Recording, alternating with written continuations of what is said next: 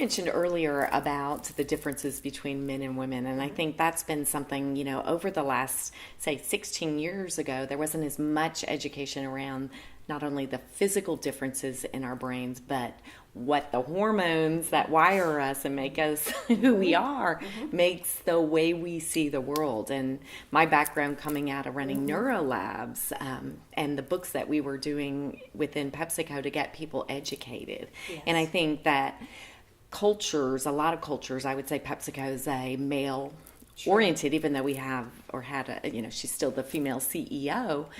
Organizations are wired feminine or masculine, and a lot of them are still wired masculine. Even though the leadership is still now it's continuing to grow for women.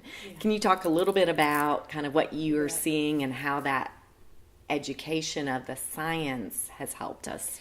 Well, you helped me with that. You partnered. I was going to say, the Hudson Foundation and MK are great partners. You and I partnered on this, and this is where women supporting women comes into play again.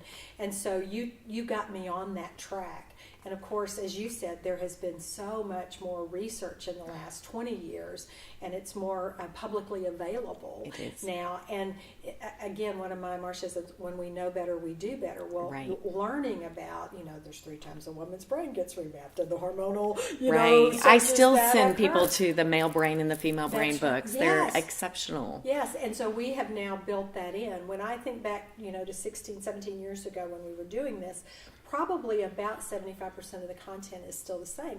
The other 25% is not because we got it wrong. It's because there's been new research that we want to bring and make current and available to the women who go through the program.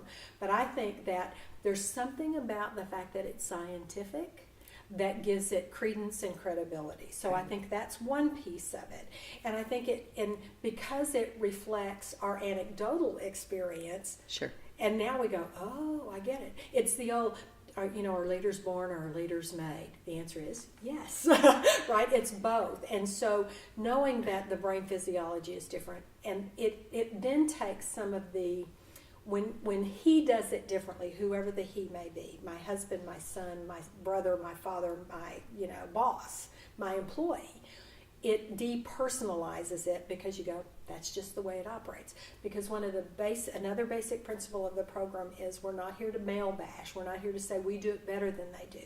We're here to say each of us do it differently, and we need to understand that so that we can adjust and adapt strategically, not from a conformance standpoint, but because if I want to achieve X, the best approach that I can take to achieve X is this. And I have to take gender into consideration when I'm developing my plan.